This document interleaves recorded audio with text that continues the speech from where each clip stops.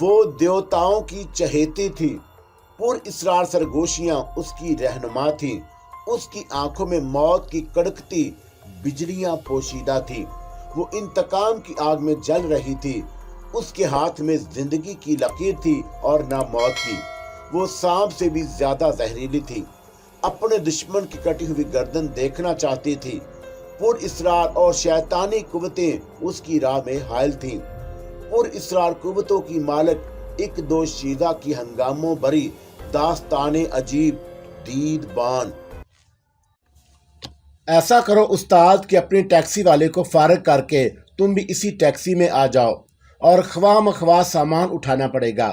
میں دراصل تمہاری طرف اس لیے نہیں آئی کہ کہیں تم بھی میرے ساتھ تھمبو نہ ہو جاؤ۔ اور اس نے ہنس کر کہا، اور راجہ استاد پر ہاتھ ڈالنے والا ابھی اس کلکتے میں تو پیدا ہوا نہیں، اور دھرم تلے میرا علاقہ ہے۔ اچھا اب آ بھی جاؤ نا، اور جانے کی ضرورت کیا ہے؟ اور راجہ استاد نے یہ کہہ کر پیچھے کھڑی ٹیکسی والے کو ہاتھ کے اشارے سے بلایا، اور وہ ٹیکسی والا قریب آ گیا۔ جا ابے تو، ٹھیک ہے استاد، یہ کہہ کر ٹیکسی والا واپس اپنی ٹیکسی کی طرف چلا گیا۔ وہ یقیناً راجہ استاد کو جانتا تھا، اور استاد اس کا کرایہ، اور میں نے یوں ہی کہہ دیا، راجہ استاد سے کرایہ لے گا تو دھرم تلے میں گھس بھی نہ سکے گا، اور جاننے والا ہے۔ یہ کہہ کر راجہ استاد میری ٹیکسی کا اگلا دروازہ کھول کر اندر بیٹھ گیا، اور میں بھی پچھلی نشست پر بیٹھ کر دروازہ بند کرتے ہوئے ٹیکسی والے سے مخاطب ہوئی، چلو کوتھائی میم، ہاوڑا اسٹیشن، اور کہاں؟ ارے ارے، راجہ استاد نے مڑ کر کہا، یہ تم کہاں چل رہی ہو؟ اور مجھ سے تو تم نے چھری کے نیچے ذرا دم لو استاد، میں ہنس کر بولی، یہ تو تمہارا شہر ہے، پھر کیوں اتنا ڈر رہا ہے؟ لو اور سنو۔ اور وہ بھی ہنس پڑا، میں ڈروں گا؟ میں تو یہ کہہ رہا تھا کہ تم نے میرے ساتھ چلنے کو کہا ہے اور جا رہی ہو ہاوڑے۔ شام کا وقت ہے استاد، تھوڑی سی تفریح ہی صحیح، اور مجھے معلوم ہے کہ تمہارے دھندے کا ٹائم ہے، اسی لیے تو تمہاری طرف تم سے زیادہ نہیں ہے دھندا۔ تم بھلا کب آؤ گی کلکتے؟ دھندا تو روز ہی ہوتا رہتا ہے، اور دھندا کرنے کو لونڈے بہت ہیں۔ میں تو بس اس لیے لونڈوں کا ساتھ دیتا رہتا ہوں کہ ہاتھ پیر چلتے رہیں، اور لونڈے کہتے رہتے ہیں کہ استاد عیش کرو، تمہارا حصہ پہنچ جائے گا۔ وہ بے دھڑک بول رہا تھا، ہاں استاد، تم نے تو یہ بتایا ہی نہیں، ٹھہراؤ گے کہاں مجھے؟ ارے وہیں چاندنی میں، اور کہاں؟ خاصی جگہ ہے میرے پاس، 3 کمرے ہیں میرے پاس، اور ایک کمرہ خالی پڑا رہتا ہے، اور کسی آنے جانے والے کے لیے خالی کمرے میں تم رہ لینا، یا پھر جہاں کہو وہاں بندوبست کر دوں گا۔ راجہ استاد نے فراخ دلی سے پیشکش کی۔ ایک کمرے میں ظاہر ہے کہ تم رہتے ہوگے، میں سوچتے ہوئے بولی، اور ایک میں، اور بقیہ جو ایک کمرہ ہے اس میں کون رہتا ہے؟ شاگرد ہے، اور اسے میرا ہمایوں میری ہی جگہ سمجھو، اور تمہیں فکر کرنے کی ضرورت نہیں۔ 14 سال کی عمر سے میرے پاس ہے، اور صرف وہی ہے یا کوئی اور بھی ہے؟ اور میں پوری طرح پہلے ہی مطمئن ہونا چاہتی تھی، اسے سیدھی راجہ استاد کے ٹھکانے پر نہیں گئی۔ چل کر دیکھ لینا خود، تم تو بالکل پولیس والوں کی طرح پوچھ گچھ کر رہی ہو، اور ایک لونڈیا بھی ہے، مگر اس سے میرا کوئی تعلق نہیں، اور ہمایوں اسے یو پی سے بگا کر لایا تھا، اور اپنے ہی شہر رامپور سے ہے، کھانا پکاتی ہے، استاد نے بلا جھجک بتا دیا۔ پھر راجہ استاد سے میں نے زیادہ پوچھ گچھ نہیں کی، اور ہری سین روڈ سے ٹیکسی ہاوڑا برج کی طرف مڑی، اور میں نے ٹیکسی والے سے کہا، بس اب واپس دھرم تلے کی طرف موڑ لو، اور چاندنی چوک ہے۔ اور اس زمانے میں اول تو ٹیکسیوں میں کم ہی لوگ سفر کرتے تھے، اور پھر اس طرح ٹیکسی میں گھومنے کا رواج نہیں تھا، خال خال ہی کسی ٹیکسی والے کو ایسا کوئی مسافر ملتا جو بے مقصد ٹیکسی کو ادھر ادھر لے کر گھومتا رہتا، اور ٹیکسیاں میٹر سے چلتی ہیں، اور دھرم تلے سے ہاوڑا برج تک خاصے پیسے بنتے ہیں، اور اتنے ہی زیادہ تقریباً ویسے بھی بن جاتے، مگر مجھے پرواہ نہیں تھی۔ اصل مسئلہ میرے اطمینان کا تھا، اور برج کی طرف ٹیکسی لے جانے کی ایک بڑی اور وجہ بھی تھی، میں یہ بھی دیکھنا چاہتی تھی کہ میرا تعاقب تو نہیں کیا جا رہا، اور راجہ استاد سے گفتگو کرتے ہوئے بھی میں اس کی طرف سے چوکنا تھی، اور ہاوڑا جاتے ہوئے اور واپسی میں بھی کوئی مشتبہ کار یا ٹیکسی مجھے اپنے تعاقب میں نظر نہ آئی، اور میں پرکاش کے علاوہ بھی کوئی سادہ لباس والا کسی بھید میں میرے اطراف موجود رہ سکتا ہے۔ اور پھر ادھر راجہ استاد نے ٹیکسی رکوائی، ادھر میں نے پیچھے سے نوٹ ٹیکسی والے کو تھما دیے، اور راجہ استاد نے ہجت کی کہ کرایہ وہ ادا کرے گا، مگر میں نہیں مانی، اور ابھی سے میزبانی شروع کر دی استاد، میں نے ہنس کر کہا گھر تو چلنے دو، اور میں ایئر بیگ کاندھے والے اور سوٹ کیس اٹھائے ٹیکسی سے اتر آئی۔ لاؤ یہ مجھے دو۔ راجہ استاد نے سوٹ کیس کی طرف ہاتھ بڑھایا اور میں نے سوٹ کیس اس کے لے دیا، اور آگے بڑھ کر میں نے میٹر دیکھا اور بقیہ پیسے لے کر اپنے پرس میں رکھ لیے۔ میں اب گویا خود بخود ہی رانی بن چکی تھی، اور کلکتے میں میری نئی زندگی کا یہ نقطہ آغاز ہی تھا۔ اور اگر کوئی فرق یا کمی تھی وہ تو یہ کہ میرے جسم پر مغربی لباس تھا اور چہرہ بھی بدلا ہوا نہیں تھا۔ استاد کے ساتھ بلڈنگ میں داخل ہوتے وقت میں نے سوچا کہ اپنا نام رانی ہی رکھوں گی، اور نام کے انتخاب کا ایک سبب یہ بھی تھا کہ یہ نام ہندوؤں اور مسلمانوں دونوں ہی سے مشترک تھا، اور نام سے یہ پتہ لگانا دشوار ہی تھا کہ یہ نام رکھنے والی ہندو ہے یا مسلمان۔ اور اس بلڈنگ کے گراؤنڈ فلور ہی کے 3 کشادہ کمرے استاد کے تصرف میں تھے، اور نیچے جو اور کمرے وہ بطور گودام بازار کے دکانداروں نے لے رکھے تھے، اور اوپری 3 منزلوں میں دوسرے افراد بھی رہتے تھے۔ اور چلتے چلتے راجہ استاد نے خود ہی مجھے یہ باتیں بغیر پوچھے بتا دیں۔ بس یوں سمجھو رانی کہ نیچے کا پورا حصہ میرے پاس ہے، اور یہاں میری مرضی کے بغیر پرندہ بھی پر نہیں مار سکتا۔ مگر استاد ابھی تو تم کہہ رہے تھے کہ یہاں گودام، وہ تو خیر ہے، اور دکاندار مجھے اس کا کرایہ بھی دیتے ہیں، تو کیا یہ بلڈنگ تمہاری ہے؟ نہیں بھائی، کرائے سے میرا مطلب یہ نہیں تھا۔ وہ اب مجھے ساتھ لیے لمبی سی راہداری سے گزر کر ایک بند دروازے کے سامنے رک گیا۔ مال محفوظ رہے، چوری نہ ہو، اور اس کا کرایہ اب ہمیں کچھ، اس نے ہنستے ہوئے بتایا، اور کرائے کا مطلب میری سمجھ میں آ گیا۔ اس بلڈنگ میں اوپری منزل تک جانے کا راستہ الگ تھا، اور راجہ استاد مجھے ساتھ لیے جس دروازے سے اندر داخل ہوا وہ الگ ہی تھا، اور بلڈنگ کے بیرونی سمت اور راہداری میں بھی دروازے بنے ہوئے تھے جو گوداموں کے ہی ہو سکتے تھے۔ دروازے پر ایک ہی دستک کے بعد دوسری جانب قدموں کی چاپ گونجی، اور پھر ایک آواز سنائی دی، کون ہے؟ میں ہوں ری، دروازہ کھول، استاد بلند آواز میں بولا، اور فوراً ہی دروازہ کھول دیا گیا۔ دروازہ کھولنے والی ایک نوجوان و حسین لڑکی تھی جو عمر میں مجھ سے 2-3 سال ہی بڑی معلوم ہوئی، اور وہ ساڑی باندھے ہوئے تھی۔ آ رانی، استاد میرا سوٹ کیس اٹھائے ہوئے اندر داخل ہو گیا۔ اتنی جلدی کیسے آ گئے پاپا؟ لڑکی دروازہ بند کر کے پیچھے آتی ہوئی راجہ استاد سے مخاطب ہوئی۔ اس لڑکی کے منہ سے راجہ استاد کے لیے پاپا سن کر میں چونکی، کیونکہ یہ وہی لڑکی معلوم ہو رہی تھی جس کے متعلق راجہ استاد نے مجھے پہلے بھی بتا چکا تھا۔ ہاں بیٹا، آج دھندا نہیں کیا۔ اور راجہ استاد ایک کمرے میں داخل ہو کر بولا، یہ مل گئی تھی نا کہ اس کا نام رانی ہے، اور یہ بمبئی سے آئی ہے، اور تیرے پاپا کی بھی استاد ہے، اور یہ ہمارے گھر میں مہمان رہیں گی۔ اور راجہ استاد نے کمرے کی ایک دیوار کے قریب سوٹ کیس رکھ دیا، اور میں کمرے کا جائزہ لینے لگی۔ کمرہ کشادہ اور صاف ستھرا تھا، اور ایک طرف مونڈے پڑے ہوئے تھے، اور ان میں سے ایک مونڈے پر وہ بیٹھ گئی، اور سامنے فرش پر موٹا سا گدا بچھا تھا۔ گدے پر سفید چاندنی سی دیوار لگائی ہوئی 2 گاؤ تکیے رکھے تھے، اور ایک طرف لکڑی کی کئی الماریاں اور دوسرا سامان رکھا ہوا تھا۔ لڑکی نے اپنی بڑی بڑی آنکھیں گھما کر میری طرف دیکھا اور سلام کیا، اور میں نے سلام کا جواب دے کر راجہ استاد سے کچھ کہنا ہی چاہا تھا کہ لڑکی پھر بول اٹھی۔ وہ راجہ استاد ہی سے مخاطب تھی، ہمایوں بھی جلد آ جائے گا آج، اور وہ مجھے ملا نہیں، اور دھندا کر کے ہی لوٹے گا، اور جلد کیوں آنے لگا؟ راجہ استاد نے جواب دیا، تو ایسا کر کے دائیں بازو والا کمرہ ان کے لیے صاف کر دے۔ ٹھیک ہے پاپا۔ لڑکی اس بات میں سر ہلا کر کمرے میں چلی گئی۔ استاد، تمہاری شاگرد کی پسند اچھی ہے، لونڈیا زوردار ہے، میں نے مسکراتے ہوئے آواز میں راجہ استاد سے کہا۔ ابھی لونڈا بھی لاکھوں میں ایک ہے، لونڈیا راضی نہیں ہوتی، ورنہ تو میں اب تک دونوں کی شادی بھی کرا دیتا، استاد نے بتایا۔ تیار کیوں نہیں ہوتی شادی پر؟ ہندو ہے سالی، اور مسلمان ہونے پر تیار نہیں ہوتی۔ اس کا اصل نام شانتی ہے، ہم نے یہاں مشہور کر رکھا ہے کہ مسلمان ہے۔ اور یہ تو تمہارے لونڈے کا قصور ہے استاد، میں مسکرائی۔ ایک آدھ دفعہ اسی بات پر ہمایوں نے پیٹ پاڑ دیا تھا اسے، اور پھر میں نے زبردستی سے منع کر دیا، اور ہمایوں تو اسے گھر سے نکال رہا تھا کہ مسلمان نہیں ہوتی تو دفع ہو جا، اور مجھے ہی بیچ میں بولنا پڑا۔ پاؤں پکڑ لیے تھے شانتی نے، اور مجھے پاپا کہتی ہے، میں کیا کرتا؟ اور نہ ہمایوں کو چھوڑنے پر آمادہ ہے، اور نہ اپنا مذہب۔ اور پھر استاد نے ہنستے ہوئے کسی شاعر کا ایک مصرع پڑھا، باغبان بھی خوش رہے، راضی رہے صیاد بھی۔ مگر یہ صیاد کون ہے استاد؟ میں نے ہنس کر پوچھا۔ मुझे हमायूं और शांति के किस्सा इश्क में लुत्फ महसूस होने लगा और दोनों ही ससुरे बागबान हैं और दोनों ही सयाद। राजा उस्ताद ये कहकर जोर से हंसा और मैंने तो जिंदगी में कभी ये चुटना ही नहीं पाला। क्यों उस्ताद, क्या शादी नहीं की? छोड़ो भी, लाहौल वाला पढ़ो। क्या मैं तुम्हें सूरत से इतना ही बेवकूफ़ नजर आता हूँ? कार इसमें अक्लमंदी की कोई बात भी नहीं। वैसे किसी से इश्क विश्क तो किया ही होगा। लो, अब तुमने बेवकूफ़ी से भी एक कदम आगे बढ़ा दिया। शादी करने को मैं हमाकत और इश्क को पागलपन समझता हूँ, तो फिर अपने लौंडे की शादी क्यों करा रहे थे? इसलिए कि वो सिर्फ हमाकत की हद तक रहे, पगला ना हो जाए।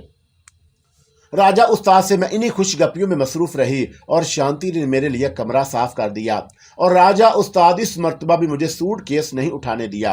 उस कमरे में बगली गली की तरफ एक खिड़की खुलती थी जिससे बड़ी ठंडी हवा आ रही थी और मैंने शांति की तरफ देखते हुए कहा कि ये खिड़की खोल कर तुमने अच्छा किया। और मेरी तारीफ पर वो मुस्कुराई और फिर पूछने लगी, रात को खाने में क्या खाएंगी? जो आप कहें सो पका लूं। गोश्त खा लेती हो तुम? मैंने दानिस्ता उससे ये सवाल किया और मुझे मालूम था कि जो कट्टर किस्म के हिंदू होते हैं गोश्त नहीं खाते। और मेरा सवाल सुनकर वह चौंकी और फिर कहने लगी, गोश्त क्यों नहीं खाऊंगी जी, हमायूं भी तो खाता है। ठीक है, तो फिर गोश्त ही पका लो। और उस्ताद तुम्हारे हाथ के पके हुए खाने की बड़ी तारीफ कर रहे थे। मारे गए, उस्ताद ने नारा लगाया। अरे ये सब्जी और दालें बहुत अच्छी पकाती है, गोश्त नहीं। गोश्त तो रेड़ा लगा देती है। और फिर उसने शांति से कहा, ऐसा करके माश की दाल पका ले, वो तू अच्छी बना लेती है। चटनी, अचार, पापड़, रायता वगैरह होगा तो मज़ा ही आ जाएगा। शांति चली गई और मैंने सूट केस खोलकर अपना स्लीपिंग गाउन निकाल लिया और फिर रोजाना इस्तेमाल की दूसरी अशिया भी निकालने लगी। उस कमरे में भी राजा उस्ताद के कमरे ही की तरह फर्शी नशस्ती थी और एक तरफ 2-3 मुंडे भी पड़े थे और ये कमरा भी कुशादा, साफ सुथरा और हवादार था। और गुज़श्ता रात क्योंकि सख्त तकलीफ और अजियत में गुजरी थी, इसलिए आज रात मेरा इरादा सिर्फ आराम करने का था। कमरे में खोंटियां भी थी और मैंने अपना गाउन, तौलिया और दूसरे कपड़े खोंटियों पर टांग दिए। मालूम नहीं रानी, तुम्हें इस फकीर का यह डेरा पसंद भी आया होगा या नहीं, राजा उस्ताद बोल उठा। और तुम ठहरी बम्बई की रानी और तुम भी कलकत्ते के राजा हो उस्ताद। तुम्हारा सिक्का तो सारे बम्बई पर चलता है। मेरे पास तो ले दे के सिर्फ यही इलाका है और मेरा तुम्हारा क्या मुकाबला। हर जगह हर माहौल में रह लेती हूँ और आसमान से नहीं उतरी, इसी ज़मीन की मखलूक हूँ। और मूसा सेठ के मुसाफर खाने से तो लाख दर्जे अच्छा है। और तुम्हें तो मालूम है कि वहाँ जा रही थी। खैर छोड़ो ये तकलीफ की बातें। ये बताओ उस्ताद, तुम्हारी ये लौंडिया काफ़ी बना लेती है? नहीं रानी, हाँ चाय आला नस्ल की बनाती है, कहो तो पिलवाऊं। तुम भी पियोगे? तुम कहती हो तो मैं भी पी लूंगा। और फिर उसने शांति को आवाज देकर बुलाया और 2 कप चाय बनाने को कह दिया। और चंद लम्हे खामोश रहकर उसने मुझसे पूछा कि दूसरा हाथ कब दिखाओगी। मैं उसका इशारा समझ गई और हंसकर बोली, ये सब कारोबारी राज हैं, बताए नहीं जाते। ना बताओ, मैं तो बस इसलिए पूछ रहा था कि कब तक रूपोशी का इरादा है? बस कल शाम तक के लिए। क्या? राजा उस्ताद चौंक कर कहने लगा, तो क्या कल तुम चली जाओगी? ये तो नहीं कहा, बस आती जाती रहूंगी और कल के बाद डेरा तुम्हारे ही यहाँ रहेगा और जब तक काम ना हो जाए या तुम मुझसे उकता ना जाओ। और उकताने की बात खूब कही तुमने। अरे ये तुम्हारा घर है, जब तक जी चाहे रहो। और राजा उस्ताद ने कहा और फिर जरा तवक्कुफ से बोला, एक बात सच सच बताओ रानी, तुम इन बंदरों का लिबास पहनते हुए उलझन नहीं होती? और मुझे तो हमायूं को देखकर वहशत होती है। सड़ी गर्मी में जालिम गले में फंदा लगाए फिरता है और मैं कुछ बोलता हूं तो कहता है उस्ताद जमाना बदल गया है और बंदे को जमाने के साथ चलना चाहिए। इस तरह कोई शक भी नहीं करता और बंदा क्या धंधा करता है। शायद तुम भी इसीलिए बंदरों के लिबास को पसंद करती हो। पसंद और ज़रूरत में फ़र्क होता है उस्ताद। मैं समझ गई कि वो अंग्रेज़ को बंदर कह रहा है और मेरा दिल तो ये खुद चाहता है कि तरह तरह के लिबास पहनूं, मगर एक तो ये कि मेरे पास ऐसे लिबास है नहीं और बम्बई में ऐसे लिबास ऊंचे होटलों में और अच्छी जगहों पर चलते भी नहीं। और दूसरी वही बात है कि जो तुम्हारा लौंडा कहता है। वैसे मैं दूसरा हाथ दिखाने से पहले ये सोच रही हूँ कि हुलिया बदल लूँ और तुम मिल गए तो अब मुझे ज़्यादा परेशानी नहीं होगी।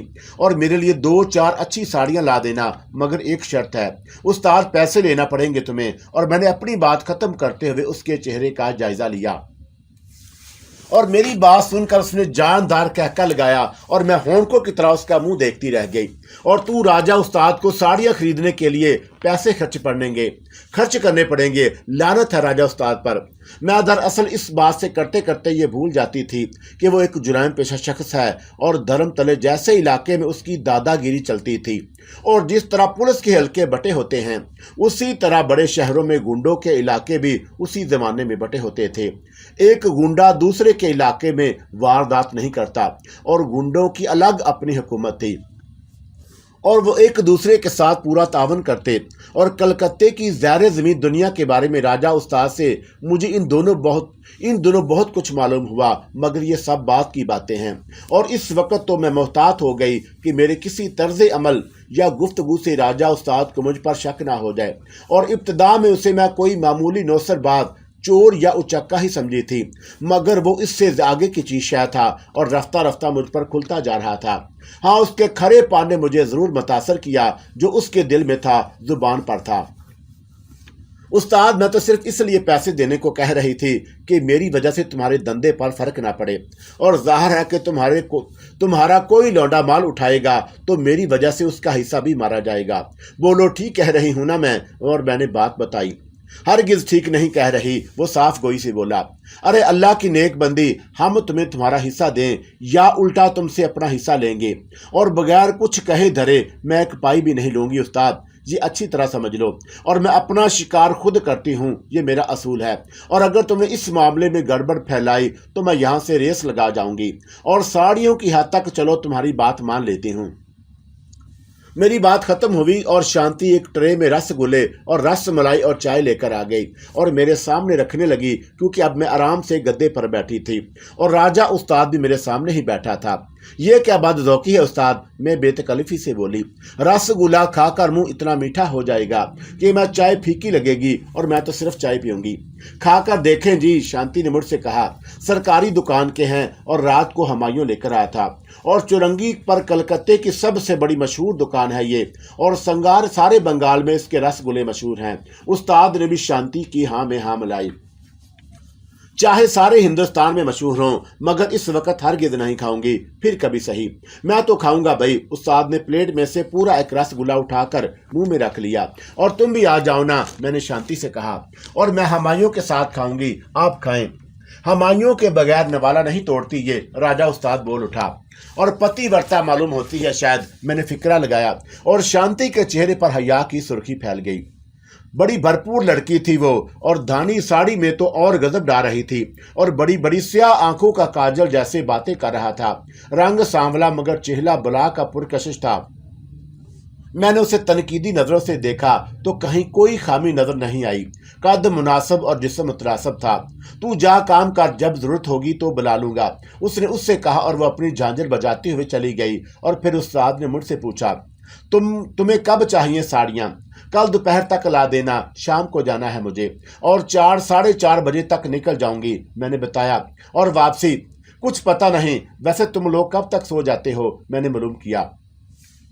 11-12 बज ही जाते हैं, राजा उस्ताद ने जवाब दिया, और 10 बजे तक तो हुमायूं ही लौटता है, और कहीं यार दोस्त में अगर चस्का लगाने बैठ जाए तो 11 भी बज जाते हैं, और उस रोज मुझे बड़ा मजा आता है। ये कहकर वो हंसा और फिर खुद ही बताने लगा। शांति झाड़ के चिथड़े की तरह उसके पीछे पड़ जाती है। खूब लड़ते हैं दोनों, और कभी कभार मार पीट की नौबत भी आ जाती है। और तुम्हें मजा होता है उस्ताद? मैं चाय का घोंट लेकर बोली। इसलिए मजा आता है कि लौंडा मेरी तो सुनता नहीं। ला कह लूं कि अबे शराफत के साथ घर में बोतल लाके पी लिया कर। हाँ, मगर हाँ हूं करके टाल जाता है। और शांति जब सड़ाई लगाती है तो साले को आटे दाल का भाव मालूम होता है। और बात सिर्फ इतनी सी है कि उसने बाहर भी कुछ लौंडियां पाल रखी हैं, और मैंने ये बात शांति को बता दी है। मुआफ करना उस्ताद, ये तो बहुत बुरी बात है। तुम्हें उन दोनों में फूट नहीं डलवानी चाहिए। फूट नहीं डलवाऊंगा तो लड़ेंगे कैसे, और नहीं लड़ेंगे तो मुझे मजा कैसे आएगा? राजा उस्ताद ने हंस कर कहा, और फिर बोला, अच्छा तुम आराम करो कुछ देर, मैं तुम्हारे लिए साड़ियां लेकर आता हूँ। और उसने चाय का आखिरी घोंट लिया। और हो सके तो एक बुरका भी पकड़ लाना। बुरका? क्या कह रही हो तुम? क्यों, बुरका भी तो किसी आड़े वक्त पर काम आ सकता है उस्ताद। घर में है न बुरका, शांति और तुम्हारे जिस्म में ज्यादा फर्क नहीं होगा। हुमायूं उसे बुरका उड़ा कर ही घुमाने फिराने ले जाता है, और उसने तो बुरकों की लाइन लगा दी थी शुरू में, मगर शांति बहुत चलती है और बुरका पहनने से कहती है मेरा सांस घुटता है बुरके में, और तरह तरह के कदीम और जदीद बुरका हैं, और मुझे उनमें टोपीदार बुरका सबसे ज्यादा पसंद है। ये कहकर उस्ताद दूर से हंस पड़ा, और शांति की तो मैंने चिढ़ बना ली है, और उधर मैंने उसके सामने टोपीदार बुरके का नाम लिया और इधर वो बनाने लगी, और मुझ पर तो खैर उसका बस नहीं चलता। अलबत्ता हुमायूं की कमबख्ती आ जाती है, और फिर राजा उस्ताद उठकर चला गया, और मैं कमरे से निकलकर घर का जायजा लेने लगी। घर का अकबी दरवाजा भी मौजूद था, और मुझे ये देखकर इत्मीनान हुआ। तकरीबन 2 घंटे बाद राजा उस्ताद लौट आया, और वह मेरे लिए 5 साड़ियां लेकर आया था, और जिनमें से एक बनारसी भी थी, और शांति इस दौरान में खाना पका चुकी। उस्ताद ने उसे गोया खुशखबरी सुनाई कि हुमायूं भी मिल गया था, और उससे आज मैंने जल्दी आने को कह दिया। शांति खिल उठी, और फिर उसने मुंह हाथ धोकर बनाव सिंगार शुरू कर दिया, और मैं एक साड़ी लेकर उस कमरे में घुस गई, क्योंकि मुझे साड़ी बांधना नहीं आती थी। और जब वो साज सिंगार से फारग हुई तो मैंने उससे कहा कि अब तुम मुझे साड़ी बांधना सिखा दो, और अब वो मुझसे खासी बेतकल्लफ हो चुकी थी। अरे तुम्हें साड़ी बांधना में नहीं आती, उसने दीदे मटकाए। अगर आता तो तुमसे क्यों सीखती। अच्छा इधर दो साड़ी, मैं बताती हूँ। और उसने मेरे हाथ से साड़ी ले ली। उसे मैंने 2-3 मरतबा साड़ी बांधते और खोलते देखा, और मेरे लिए इतना ही काफ़ी था। उस्ताद अपने कमरे में था, और मैंने आगे बढ़ते हुए उसकी एक झलक देखी। वो नोट गिन रहा था, और मैं अपने कमरे में आ गई। और दरवाज़ा बंद करने के बाद बगली गली में खुलने वाली कोट खिड़की की भी भेड़ दी, और साड़ी के रंग से मैच करता हुआ एक ब्लाउज भी मैंने शांति से लेकर आई थी। और फिर जब मैं साड़ी बांध कर कमरे से निकली तो शांति ने तेजी से आगे बढ़कर मुझे अपने गले से लगा लिया, और फिर प्यार किया। अरे क्या लिपटा चिपटा हो रही है बीच बाजार में, राजा उस्ताद अपने कमरे से निकलते हुए हंसकर कहने लगा। और तुम मेरे साथ आओ। शांति मुझे अपने कमरे में घसीट कर ले आई। क्या आफत है, हाथ तो छोड़ मेरा। आफत तो मैं तुम्हें बनाऊंगी, अब इधर बैठो मुंडे पर। और फिर शांति ने अपनी ही तरह मेरा भी सिंगार कर दिया, और जब उसने मुझे आईना दिखाया तो मैं अपना ही चेहरा देखकर हैरान रह गई। मैं अमूमन अपने बाल खुली रखती थी, और उसने जो जोड़ा बांध दिया था, और चेहरे पर भी खासी मेहनत की। और मैं सोच रही थी कि नसार या अहरस भी मुझे इस हाल में देख ले तो ना पहचान सकें।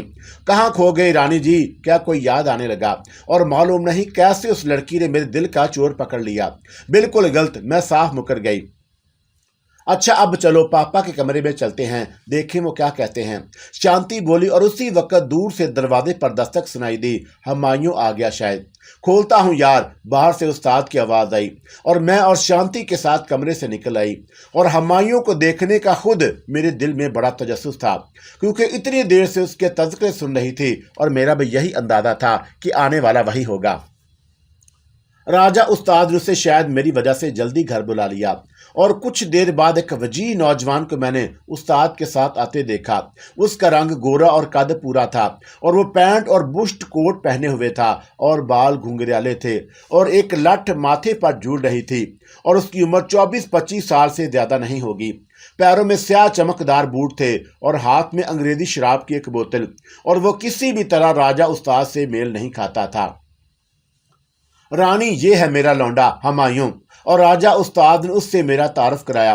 हुमायूं महबूस सा मुझे देखे जा रहा था, और उसकी उस्ताद की आवाज सुनकर चौंक उठा। अबे दीदे फाड़ फाड़ कर क्या देखे जा रहा है, यही है बंबई की रानी जिसका मैंने तुझसे जिक्र किया था। और राजा उस्ताद उसकी पुश्त पर एक धप रसीद की। माफ करना उस्ताद, ये तो कोई और, तुमने बताया होगा बे लानत पड़, और ये मैं आपके लिए लाया था। हुमायूं ने शराब की बोतल मेरी तरफ बढ़ाई। अस्काच है। और मैंने उसके हाथ से बोतल लेकर शुक्रिया अदा किया, और फिर बोली, मैं शराब नहीं पीती, मगर तुम मोहब्बत से लाए हो तो कबूल कर ली। और उसके बाद मैंने शांति की तरफ मुड़कर कहा, तुम तो पी लेती हो ना।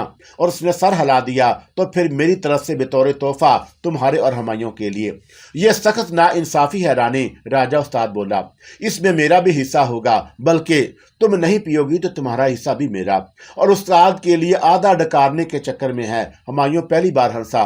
देख ले तू। और वो शांति से मुखातब था, और मेरे पापा हरगिज ऐसे नहीं हैं। वो तो अपना पव्वा भी हम दोनों को दे देंगे, और रानी तो है ही मेरी बहन। लूट लो तुम दोनों मिलकर मुझे, और ए लौंडिया तूने रानी पे भी हाथ साफ कर दिया। अच्छा किया घर का टिकट लिया है सबने। और चल भाई रानी, इधर कमरे में बैठते हैं। साड़ी बांध कर तो तुम मुझे पहचान भी नहीं रही।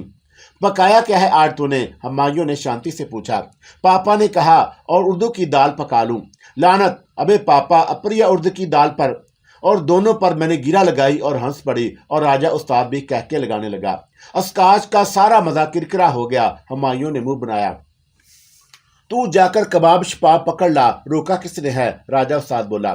मैंने तो कहा था इससे कि गोश्त पका ले, मगर देखो पापा, झूठ नहीं चलेगा। शांति बात काट कर बोली, और फिर मेरी तरफ मुड़ते हुए कहा कि तुझे अगर मेरी बात पर विश्वास नहीं तो रानी से पूछ ले। चुप हो जा, उससे पूछ ले, इससे पूछ ले। हुमायूं ने शांति को डांट दिया, और मैं आता हूं अभी कबाब लेकर। और सुनो हुमायूं, उस्ताद की बातों में ना आना। उन्होंने कबाब शबाब दोनों के लिए कहा था, और तुम सिर्फ कबाब लाना। और हुमायूं ने आगे बढ़ते पलट कर मेरी तरफ देखा, और फिर मुस्कुराता हुआ आगे बढ़ गया, और मैं राजा उस्ताद के साथ उसके कमरे में आ गई। उस्ताद, तुम तो खुद ही अपने लौंडे को गलत तरगीब देते हो और फिर शिकायत करते हो। शबाब तो उसके लिए यहाँ पहले से आंखें बिछाए खड़ा था, और मैं ये कहते हुए एक मुंडे पर बैठ गई। अबे बड़ा हरामी है ये, राजा उस्ताद ने मुझसे कहा। भला बताओ कि तुम्ही को तकने लग गया था। बस एक दफा खून लग जाए मुंह से तो फिर आदमी अपना पराया नहीं देखता, और तुम बुरा ना मानना। नहीं उस्ताद, मैं इतनी पैदल नहीं हूँ। राजा उस्ताद के घर का माहौल बहुत खरा और सच्चा था, और खुद को भी मैंने इसी रंग में रंग लिया, और उसकी बड़ी वजह यह थी कि एक जुराम पेशा औरत का किरदार अच्छी तरह अदा कर सकूं। और ये माहौल मेरे लिए नया होने के बावजूद दिलचस्प और पुरलतफ था, और यहाँ कोई मुनाफकत थी ना कोई खोट। हर चंद के वहाँ मेरे लिए कोई खतरा नहीं था, और फिर भी मैं एहतियातन दरवाज़ा बंद ही रहने दिया, और खाना खा के अमूमन मैं टहलती थी और रात को, मगर आज मुझे ये मौका नहीं मिला था, और फिर यह खाना कुछ ज़्यादा भी खा लिया था, और लाइट मैं पहले ही ऑफ कर चुकी थी। कुछ देर तो मैंने कोशिश की कि टहले बगैर ही नींद आ जाए, और फिर उठकर कमरे में ही टहलने लगी। गद्दा तकरीबन आधे कमरे में बिछा हुआ था, इसलिए मैंने सोचा कि कमरे के बाहर खासी जगह है और वहां टहल लेती हूँ, और ज़्यादा से ज़्यादा चप्पल नहीं पहनती ताकि किसी की आंख ना खुले। और यही सोचकर मैंने धीरे से कुंडी खोली और फिर दरवाजे के पट खोलने लगी, और उस वक्त झांझर की छन की आवाज़ मेरे समाज से टकराई, और फिर चूड़ियों की छन छन सुनाई दी, और मुझे शांति का ख्याल आया। उस वक्त कमरे से निकलना बुरी बात है, मैंने सोचा, और ठटक कर वहीं रुक गई।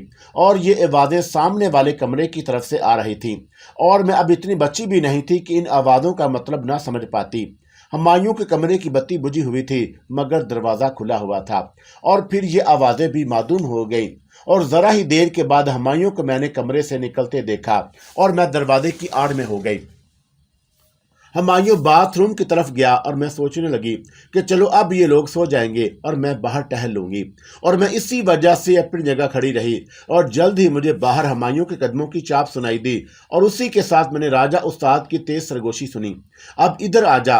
और हुमायूं को मैंने तेजी से उस्ताद के कमरे में जाते देखा, और मैं फिर समझ गया कि 14 साल की उम्र से हुमायूं राजा उस्ताद के पास क्यों था, और ये भी कि उस्ताद को शादी की ज़रूरत क्यों पेश नहीं आई।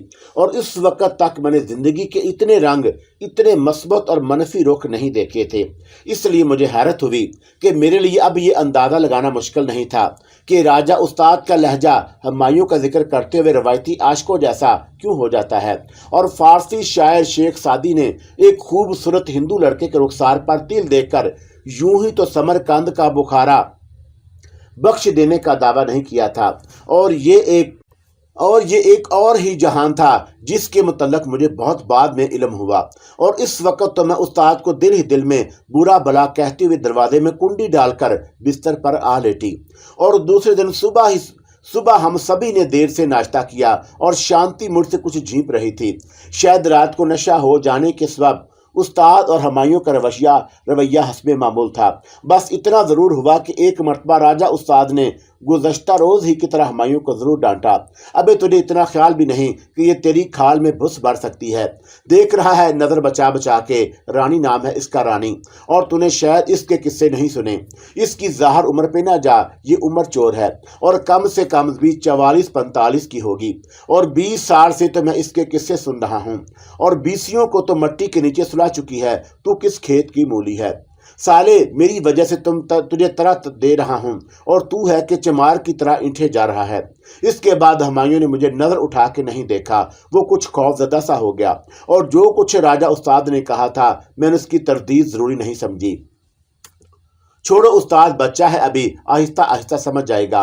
मैंने सिर्फ इतना ही कहा और बात आई गई होगी और फिजा पहले ही की तरह खुशगवार हो गई और उसमें मेरी कोशिश को ज्यादा दखल था। और ना शांति की हलवा पूड़ी और आलू की बड़ी मजेदार भुजिया बनाई थी और मैंने डट के नाश्ता किया और शांति की तारीफ करने में बुकल से काम ना लिया। और राजा उस्ताद और हुमायूं नाश्ता करके घर से निकल गए और मैं और शांति घर में रह गए। शांति ने मुझे गुज़श्ता रोज की तरह जल्द ही तैयार कर दिया और फिर कहने लगी, दीदी ठहरो, मैं तुम्हारे लिए एक खास चीज लाती हूँ। पिछली ईद पर हुमायूं मेरे लिए लाया था। नहीं, रहने दो, मैं नहीं लूंगी। मैंने इनकार कर दिया। देख अब रही हूँ, कनूज का असली रूह गुलाब है और बस थोड़ा सा लगा लो, महक जाओगी दीदी। और वो कहीं से एक शीशी निकाल लाई और फिर खुद अपने हाथों से रूह गुलाब लगाने लगी और सारा कमरा गुलाबों की खुशबू से महक गया। वाकई लाजवाब चीज है। मैंने तारीफ की और खड़ी हो गई। और राजा उस्ताद इस वक्त नहाकर निकल रहा था और जब मैं अपना पर्स थामे बाहर आई और आज कलकत्ते वालों की खैर नहीं, उसने हंसकर कहा और मैं रुखसती के में उसकी तरफ हाथ हिलाती और मुस्कुराती हुई बैरूनी दरवाजे की तरफ बढ़ गई। बिल्डिंग से निकलते हुए मैंने कलाई पर बंधी हुई घड़ी पर वक्त देखा। 4:30 बज रहे थे और चांदनी चौक से ईडन गार्डन का फासला खासा था और मजबूरन मुझे हाथ रक्षा में बैठना पड़ा। इसके सिवा वहां कोई और सवारी नजर नहीं आई और एक तो ये कि मुझे 5 बजे ईडन गार्डन पहुंचना था और दूसरा मुझे किसी और झंझट में भी फंसना नहीं चाहती थी। और मैं पहली बार इस शहर में हुलिया बदल के निकली और पूरी तरह चौकन्ना थी। आदमी के लिबास और बालों की बनावट से शख्सियत पर इतना असर पड़ता है कि ये अंदाजा मुझे पहले ही मर्तबा हुआ और रक्शे वाले ने मुझे 5 मिनट कबल ही मेरी मंजिल तक पहुंचा दिया और किराया अदा करके मैं गार्डन की तरफ चलने लगी। और मैं सोच रही थी कि आज अरशाद हुसैन के हिंदू बंगाली दोस्त अनिल चौधरी को भी मुझे पहचानने में दुश्वारी होगी और खुद उसका भी कोई भरोसा नहीं था कि वो किस बेस में होता और मैं इसीलिए कुछ फिक्रमंद सी थी। अरशाद हुसैन ने 5 से 6 बजे शाम तक वक्त दिया था कि अनिल चौधरी ईडन गार्डन में मिलेगा और उसी का ताक़ब करते हुए मुझे उस जगह तक पहुंचना था जहां अरशाद हुसैन से मेरी मुलाकात होनी थी। उसने मुलाकात की जगह नहीं बताई थी, वरना मैं खुद वहां तक पहुंच जाती। और हस्बे तवक्का ठीक 5 बजे अनिल चौधरी मुझे गार्डन में दाखिल होता दिखाई दिया और आज वो अंग्रेजों का कोई पिट्ठू मालूम हो रहा था। उसके सर पर हैट और हाथ में पाइप था और मेरी नज़र क्योंकि दाखिली के दरवाजे पर लगी हुई थी और मैं उससे पहले वहां पहुंच गई थी, इसलिए उसे पहचानने में मुझे ज्यादा दुश्वारी नहीं हुई। एक मर्तबा अनिल चौधरी अंग्रेजों के से अंदाज में गर्दन टेढ़ी किए मेरे करीब से गुजर गया और मैंने उसे दानिस्ता नहीं टोका और मैं अपने बदले हुए हुलिये का इम्तहान ले रही थी और इस इम्तहान में मुझे कामयाबी हुई। कुछ दूर जाकर वो पलटा और मैं अजनबियों की तरह उसकी तरफ बढ़ी और फिर जब वो करीब आया तो आहिस्ता से खैर ख्वाह कहा और पहले भी शिनाख्ती अल्फाज यही थे, मगर ये अल्फाज आज मैंने अदा किए थे तो वह तकरीबन उछल पड़ा और शायद घबराहट में पाइप का इतनी जोर से कस लिया कि खांसने लगा और अगर मैं खुद पर काबू ना कर रखती तो मेरी हंसी छूट जाती। और अनिल चौधरी ने जिस तरह 2 मरतबा मुझे गुच्छा दिया था और मैंने आज उसकी कसर पूरी कर दी और मुझे मालूम नहीं था कि वो बेनकील ऊंट किधर का रुख करेगा, इसलिए और फिर मैं अनिल चौधरी का ताक़ब करते हुए उसके सामने से गुजर रही थी और ये मेरा अंदाज़ा गलत साबित हुआ कि अनिल चौधरी मुझे हाथी बगान ले जा रहा है। टैगोर के घर से 3 इमारतें छोड़कर वो मकान था कि जिसके खुले हुए दरवाजे की तरफ हाथ से इशारा करके अनिल चौधरी वापसी के लिए मुड़ गया और मैं उससे चंद ही कदम पीछे थी और मैं समझ गई कि अनिल चौधरी का काम खत्म हो चुका है और बिला झिझक उस खुले दरवाजे से अंदर दाखिल हो गई जिसकी तरफ अनिल चौधरी ने इशारा किया था। नमस्ते माबला जी, एक नस्वानी आवाज़ सुनकर मैं चौंक उठी और मैंने मुड़कर देखा तो मुझे साड़ी में मलबूस एक उधेड़ उम्र औरत नजर आई और वो अपने दोनों हाथ जोड़े मेरे सामने खड़ी थी। उसके होंठों पर मुझे बड़ी शफीक सी मुस्कुराहट दिखाई दी और मैंने भी जवाबन उसी की तरह हाथ जोड़ दिए। आप अंदर चले, मैं दरवाज़ा बंद करके आती हूँ, उस औरत ने फिर मुझे मुखातब किया और मैंने आगे कदम बढ़ा दिए और अपने अकब में दरवाज़ा बंद होने की आवाज़ सुनी اور پھر کمرے کے دروازے پر مجھے ارشاد حسین کھڑا ہوا دکھائی دیا اور خود اسی نے مجھے مخاطب کیا، آئیے ادھر تشریف لے آئیے۔ اور اسی کمرے میں بھی راجہ استاد کے گھر کی طرح فرشی نشستی تھی اور میں ارشاد حسین کے ساتھ بیٹھ گئی، اور ساڑی کی وجہ سے مجھے بیٹھنے میں کوئی قباحت نہیں ہوئی۔ آج تو ماشاءاللہ آپ پہچاننے میں نہیں آ رہی کہ ابھی سے حلیہ بدلنے کی مشق شروع کر دی۔ اور ارشاد حسین مسکرا کر بولا، اور میں کچھ کہنے ہی والی تھی کہ وہی ڈیڑھ عمر عورت کمرے میں داخل ہوئی اور اس نے ارشاد حسین سے پوچھا، کیا پیوگے، ٹھنڈا یا گرم؟ جو چاہیں پلا دیں ماں جی، ہاں ان سے پوچھ لیں۔ ارشاد حسین نے میری طرف اشارہ کیا، تکلف کی کوئی ضرورت نہیں، اور میں گھر سے چائے پی کر آئی ہوں۔ اور میں بول اٹھی، ابھی رہنے دے ماں جی، ضرورت ہوئی تو کہہ دوں گا۔ اور ارشاد حسین نے اس عورت سے کہا اور وہ چلی گئی تو ارشاد حسین میری طرف دیکھتے ہوئے سوالیہ لہجے میں بولا، ظاہر ہے کہ آپ گھر ہی سے آ رہی ہیں۔ اور میں اس کے الفاظ پر چونکی۔ ہاں ہاں، کیوں، کیا کوئی خاص بات ہے؟ میں صرف یہ معلوم کرنا چاہتا تھا کہ کون سے گھر سے آ رہی ہیں۔ اس کا لہجہ میں نے خیز تھا۔ آپ کو معلوم ہی ہے کہ میں کہاں رہتی ہوں، میں نے گول مول جواب دیا۔ لیکن اس وقت آپ وہاں سے نہیں آ رہی، یہ آپ کیسے کہہ سکتے ہیں؟ میں اسے اپنے نئے ٹھکانے سے آگاہ کرنے کے حق میں نہیں تھی۔ پھر مجھے خیال آیا کہ وہ اپنے ساتھیوں کے ذریعے میری نگرانی بھی کرواتا رہا ہے، اور ممکن ہے کہ وہ اب بھی میری نگرانی کرا رہا ہو۔ اور پہلے بھی مجھے احساس نہیں ہو سکا کہ خفیہ والوں کے علاوہ کچھ اور لوگ بھی میری نقل و حرکت پر نظر رکھے ہوئے ہیں، اور اب بھی ایسا ممکن تھا۔ اسی لیے سوال کرتے ہی میں نے طویل سانس لیتے ہوئے کہا، تو آپ نے ابھی تک اپنے ساتھیوں کو میرے پیچھے لگا رکھا ہے؟ آپ شاید کچھ غلط سمجھ رہی ہیں، ایسا نہیں ہے۔ تو پھر صحیح کیا ہے وہ بھی بتا دیں۔ اور میری آواز میں قدرے تلخی آ گئی، آپ نے شاید ابھی مجھ پر بھروسہ نہیں کیا۔ خیر، آج ہی صبح یہ بات میرے علم میں آئی تھی کہ آپ اپنی کوٹھی میں نہیں ہیں، اور میں آپ سے یہ عرض کر ہی چکا ہوں کہ میرا تعلق CID سے ہے، اور یہی محکمہ آپ کے خلاف تحقیقات کر رہا ہے۔ اور مجھے محکمے کی نئی حکمت عملی کے بارے میں معلوم ہوا تو چوکنا ہو گیا۔ نئی حکمت عملی یہ ہے کہ آپ کو چھیڑے بغیر پولیس کے ذریعے، میری مراد باوردی پولیس سے ہے، اور آپ کے دستے راست شہزاد نامی نوجوان کو کسی جھوٹے کیس میں پھانس لیا جائے۔ اور پولیس کے لیے ایسے کارنامے انجام دینا کوئی مسئلہ نہیں ہوتا، اور یہ شاید آپ بھی جانتی ہوں گی۔ تو آج 11 بجے صبح پولیس نے چوری کے کیس میں آپ کی کوٹھی سے شہزاد کو گرفتار کر لیا، اور جو شخص چوری کے الزام میں پہلے ہی سے پولیس کی تحویل میں تھا، اسی کی نشاندہی پر ظاہر گرفتاری عمل میں آئی تھی۔ اور میں تصویر حیرت بنی ارشاد حسین کی بات سن رہی تھی، اور میری قوت گویائی جیسے کسی نے سلب کر لی۔ اسی گرفتاری کے بعد یہ بات سامنے آئی کہ آپ گزشتہ روز شام سے اپنی کوٹھی میں نہیں ہیں، اور اب آپ کا یہ شک دور ہوا یا نہیں کہ میں اپنے ساتھیوں سے آپ کی نگرانی کرا رہا ہوں۔ اور ارشاد حسین یہ کہہ کر خاموش ہو گیا۔ مگر وہ شہزاد، میں بول اٹھی، کیا وہ ابھی تک؟ جی ہاں، وہ ابھی تک پولیس کی حراست میں ہے، اور اسے پولیس ہیڈ آفس میں رکھا گیا۔ مگر آج شام 4 بجے تک کی اطلاعات کے مطابق اس پر تشدد کر کے ضروری معلومات حاصل کرنے والا انسپکٹر پرکاش ہے۔ انسپکٹر پرکاش کا نام سن کر میرا خون کھول اٹھا، اور خفیہ پولیس کا یہ وہی بہروپیہ تھا جس نے مجھے محی الدین بن کر فریب دیا تھا۔ لیکن وہ کمینہ تو ہسپتال میں زیر علاج تھا، اور وہ مردود چلنے پھرنے کے قابل ہو گیا، اور آج ہی اس نے ڈیوٹی ڈیوائن کی ہے۔ اور میری اطلاع کے مطابق اس نے خود ہی اعلیٰ حکام سے یہ درخواست کی تھی کہ مجھے ڈیوٹی جوائن کرنے دی جائے، اور جس کیس پر میں کام کر رہا تھا کسی اور کے سپرد نہ کریں۔ اور آج صبح اس نے میری خود بے ساکھیوں کی مدد سے چلتے دیکھا، اور جہاں تک میرا قیاس ہے یہ سارا چکر پرکاش ہی کے شیطانی ذہن کا نتیجہ ہے، اور اس کے پیچھے آپ کے انتقام لینے کا جذبہ کار فار نظر آتا ہے۔ میری حالت اس وقت کسی ایسے پرندے کی طرح تھی جسے پنجرے میں بند کر دیا گیا ہو، اور وہ پنجرے سے نکلنے کے لیے پر پھڑا رہا ہو، تو وہ حرام زادہ میرا انتقام شہزاد سے لے رہا ہے۔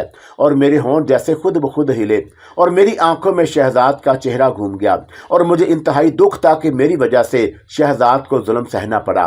ارشاد، آپ میرے ایک سوال کا جواب دے سکتے ہیں؟ اور میں نے اس عرصے میں جو کچھ سوچا تھا اس کی روشنی میں پوچھا۔ ارشاد حسین بہت غور سے میرے چہرے کا جائزہ لے رہا تھا اور دھیرے سے بولا، آپ سوال تو کریں۔ نہیں، میں سوال کرنے سے پہلے جواب کی یقین دہانی چاہتی ہوں، اور میں یہ بخوبی جانتی ہوں کہ آپ میرے سوال کا جواب دے سکتے ہیں، اور میرے سوال کا تعلق آپ کے ساتھیوں یا خود آپ کی ذات سے نہیں ہے، اور نہ جواب دینے سے آپ کی کسی عہد شکنی کی مرتکب ہوں گے۔ اور میں یہ ساری باتیں اس لیے کہہ رہی ہوں کہ سوال سنے بغیر آپ سے جواب دینے کا عہد لے رہی ہوں۔ یہ کہہ کر میں نے اس کی آنکھوں میں آنکھیں ڈال دیں، اور ضبط و تحمل کی کوشش کے باوجود میرا سانس تیز تیز چلنے لگا۔ 1 منٹ رکیے، وہ اٹھ کھڑا ہوا، میں ابھی حاضر ہوا، اور یہ کہتے ہی وہ تیزی کے ساتھ کمرے سے نکل گیا، اور جب وہ لوٹا تو اس کے ہاتھ میں گلاس تھا۔ اس نے گلاس میری طرف بڑھاتے ہوئے نرم لہجے میں کہا، پہلے پانی پی لیجئے آپ، اور میں نے کچھ کہے بغیر اس کے ہاتھ سے گلاس لے لیا۔ آپ شدید غصے میں معلوم ہوتی ہیں، اور غصہ عقل کا دشمن ہوتا ہے، اور مجھ سے خالی گلاس لیتے ہوئے وہ بولا، میں پانی پی چکی تھی، اب فرمائیے کیا پوچھنا ہے۔ مجھے انسپکٹر پرکاش کے گھر کا پتہ چاہیے، اور میں آپ سے اس کے گھر کا پتہ ہی پوچھنا چاہتی تھی، مگر معاملہ جی یہ تو مسئلے کا کوئی حل نہیں، وہ شاید میری بات کی تہہ تک پہنچ گیا، اور یہ آپ مجھ پر چھوڑ دیجئے۔ پتہ میں آپ کو بتا دیتا ہوں، بلکہ زبانی بھی سمجھا دوں گا، لیکن آپ نے پوری بات نہیں سنی۔ ممکن ہے آپ جن خطوط پر سوچ رہی ہیں اس میں بھی آپ کے کسی کام آ سکوں، اور میرے اندازے کے مطابق آپ نے شاید کچھ عرصے کے لیے روپوشی کا فیصلہ کیا ہے، اور غالباً اسی لیے آپ مجھ سے میک اپ کی تربیت بھی لینا چاہتی ہیں۔ چونکہ مت میرا اندازے یقین کی حد تک درست ہوتے ہیں، اور ان اندازوں کی بنیاد شہزاد کا وہ بیان ہے جو اس نے دیا ہے، اور بیان کی تصدیق بھی ہو چکی ہے۔ کیا بیان دیا ہے اس نے؟ میں نے دریافت کیا کہ اب میں خاصی حد تک خود پر قابو پا چکی تھی۔ یہی کہ آپ نے کلکتہ سے کسی نامعلوم شہر کے لیے روانہ ہونے سے قبل خود ہی کوٹھی اس کے نام کر دی، اور آپ نے کس لیے کوٹھی اس کے نام کی، آپ کہاں گئیں، اور کب تک کلکتہ لوٹ کر آئیں گی؟ تشدد کے باوجود ان سوالوں کا جواب شام 4 بجے تک اس نے نہیں دیے تھے، اور اس کے بعد کا مجھے علم نہیں، کیونکہ آپ سے ملنے یہاں پہنچا تھا، اور میں اس عرصے میں ارشاد حسین کو ایک خاص حد تک اعتماد میں لینے کا فیصلہ کر چکی تھی، اور میں نے اسی لیے کہا، مجھے نہیں معلوم کہ اعلیٰ انگریز حکام کس لیے میرے سلسلے میں فکر مند ہیں یا میرے متعلق تحقیقات کر رہے ہیں، لیکن میں بہرحال اس سے تنگ آ چکی ہوں، میں جھوٹ نہیں بولوں گی۔ میرا ارادہ واقعی روپوشی کا تھا، اور اسی پر میں نے عمل بھی کیا، اور میرا مقصد یہ تھا کہ وہ کوٹھی بیچ کر کہیں اور مکان خرید لوں، اور اسی کے ساتھ مجھے یہ بھی اندازہ تھا کہ خفیہ پولیس والے زیادہ دن تک خاموش نہیں بیٹھیں گے، جیسا کہ ثابت بھی ہو گیا، اور میں نے اسی لیے گزشتہ روز فوری طور پر روپوشی کا فیصلہ کر لیا، اور شہزاد ایک تعلیم یافتہ ایماندار نوجوان ہے، اس پر بھروسہ کیا جا سکتا تھا۔ میں اسے جو ہدایات دوں گی اور ان پر ایمانداری کے ساتھ عمل کرے گا، اور میں نے اسی سبب کوٹھی اس کے نام کر دی، اور پھر میں نے ارشاد حسین کو وہ ساری باتیں بتا دیں جن کا تعلق پارک سرکس کے علاقے میں نئے مکان کی خریداری سے تھا۔ اس کے بعد میں نے ارشاد حسین سے مزید کہا کہ ممکن ہے شہزاد پولیس کا اور زیادہ تشدد برداشت نہ کر سکے، اور وہ ساری باتیں بھی بتا دے جو ابھی میں نے آپ سے بیان کی ہیں، اور اس کے سوا اور کچھ نہیں جانتا، اور اگر اس نے کچھ مزید بتایا بھی تو ایک شعبدہ باسادو کے بارے میں بتائے گا جو بلا سبب میری غیر موجودگی میں میرے ملازمین کو ہراساں کرتا ہے۔ شہزاد یا میرے کسی بھی ملازم کو یہ معلوم نہیں ہو سکا، یا یوں کہے کہ میں نے معلوم نہیں ہونے دیا کہ انگریز کے پالتو کتے میرے تعاقب میں ہیں، اور میں نے دانستہ سرسری انداز میں شبو کا ذکر بھی کر دیا، اس لیے کہ شہزاد تشدد کے سبب اگر یہ باتیں بھی بیان کر دے تو ارشاد حسین کی نظر میں میرا اعتماد بحال رہے۔ اور میں اپنی بات جاری رکھتے ہوئے اب کہہ رہی تھی کہ مکان کی منتقلی کی وجہ سے میں نے شہزاد سے یہی بیان کی تھی، اور اس طرح شعبدہ باسادو سے نجات مل جائے گی، اور میں نے اس سے یہی کہا تھا کہ چند روز کے لیے کلکتہ چھوڑ کر ایک ضروری کام سے کسی اور شہر جا رہی ہوں۔ اس نے پوچھا بھی تھا کہ میں کہاں جا رہی ہوں اور کب واپسی ہوگی، اور میں نے اسے اس سوالوں کے جواب نہیں دیے۔ ظاہر ہے کہ ایسی صورت میں وہ انتہائی تشدد کے باوجود کچھ نہیں بتا سکے گا، اور ممکن ہے مجھے آپ سے ملنا نہ ہوتا تو میں واقعی کچھ روز کے لیے ہی صحیح یہ شہر چھوڑ دیتی۔ اور آخری الفاظ میں نے محض اپنی بات میں وزن پیدا کرنے کی غرض سے کہے، حالانکہ حقیقت کچھ اور ہی تھی، اور جو ارشاد حسین سے بیان کرنا میرے لیے ممکن نہیں تھا، اور مجھے خوشی ہوئی معاملہ کہ آپ نے ایک بات کے سوا مجھ سے کچھ بھی نہیں چھپایا۔ وہ کیا؟ میں چونک کر بولی، یہی کہ آپ کل سے اب تک کہاں رہیں؟ اس نے مسکرا کر کہا، مگر میں آپ سے یہ سوال نہیں کروں گا، کلکتے میں سینکڑوں چھوٹے بڑے ہوٹل ہیں، آپ کہیں بھی ٹھہر سکتی ہیں، اور فی الحال میرے نزدیک اصل مسئلہ آپ کے دستے راست उस बेगुनाह नौजवान की रिहाई का है जो नाहक पुलिस के तशद्दुद का शिकार बना हुआ है। और उसी के बाद दूसरे मसाइल पर आपसे गुफ्तगू हो सकती है। और मेरा अंदाजा दुरुस्त है ना मामला जी? अरशाद हुसैन ने मुझसे तस्दीक चाही। शहजाद की रिहाई मेरे लिए कोई मसला नहीं, उसे कल या परसों तक रिहा कर दिया जाएगा। और मैं पुरयकीन लहजे में बोली। और पुलिस ने उस पर जो केस बनाया है, अरशाद हुसैन मुझे हैरत से देखने लगा। जिस तरह झूठे केस बनाए जाते हैं उसी तरह ख़त्म भी किए जा सकते हैं। मैंने अरशाद हुसैन को अपने यकीन की वजह नहीं बताई। बहरहाल आप कह रही हैं तो यकीन करना पड़ेगा। और पहले भी आप कई मरतबा हैरान कर चुकी हैं। और किसी से अगर यह कह दिया जाए कि आप जैसी कोई औरत बीक वक़्त 4 तरबियत याफ्ता लड़ाका मर्दों को ज़मीन चाटने पर मजबूर कर सकती है तो हरगिज़ यकीन ना करे। बहरहाल कुछ तो है जिसकी पर्दादारी है। और ये और बता दें कि क्या आप अपनी रुपोशी का मसला भी कोई मसला नहीं, ये मेरे लिए मसला है। मैं उसकी बात पूरी होने से पहले बोल उठी। और मैं इसीलिए आई भी थी कि आपके पास। और फिर और ही बात छिड़ गई। हाँ, मैं एक अहम बात आपको बताना भूल गया। आपको तलाश करने के अहकाम भी जारी कर दिए गए हैं, अरशाद हुसैन ने बताया।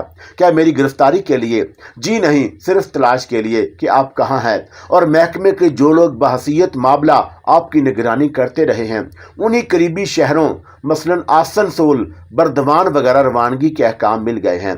पुरलुत्फ बात इसमें यह है कि आप यहीं कलकत्ते में मौजूद हैं। दरअसल शहजाद के बयान ने मिसगाइड किया है उन्हें। और आपके किसी मुलाजम ने भी शहजाद के इस बयान की तस्दीक की है कि उससे आपने हावड़ा रेलवे स्टेशन ही के लिए टैक्सी मंगवाई थी। और हकाम को इसलिए यकीन आ गया कि आप कलकत्ते में नहीं हैं। इसके बावजूद मैं आपको यही मशवरा दूंगा कि अगर आप रूपोशी रहने का फैसला कर चुकी हैं तो चाहे जहां भी रहें, लिबास और हुलिये से कते नज़र मेकअप में ही रहें। मगर अरशाद, आप तो जानते हैं कि मुझे ये फ़न नहीं आता और मैं यही आपसे सीखना चाहती हूँ। और इसके लिए मेरे ज़हन में एक तदबीर थी, मगर आपकी रजामंदी के बगैर मैंने कोई कदम उठाना नामुनासिब समझा। बुरा ना मानिएगा, दरअसल आपकी और मेरी मुलाकातें मौजूदा हालात में इंतहाई ख़तरनाक हैं। और मेरा इस तरह चोरी छुपे आपसे मिलना खुदा न ख्वास्ता दुश्मनों की नज़र में आ गया तो इन मकासद को सख्त धचका पहुंचने का अहतमाल है जिनके हसूल की खातिर मैं और मेरे साथी सर दड़ की बाजी लगाए हुए हैं। और मैं ये पहले भी गालबन अर्ज कर चुका हूँ कि ज़ाती सीता पर मुझे आपसे हमदर्दी है। और उसकी वजह भी महज ये है कि आपके खिलाफ जो लोग सरगर्म अमल हैं उन्हें भी अपना दुश्मन समझता हूँ। ये तो ठीक है अरशाद, लेकिन आप वो तदबीर तो बताएं जिसके लिए मेरी रजामंदी ज़रूरी समझी।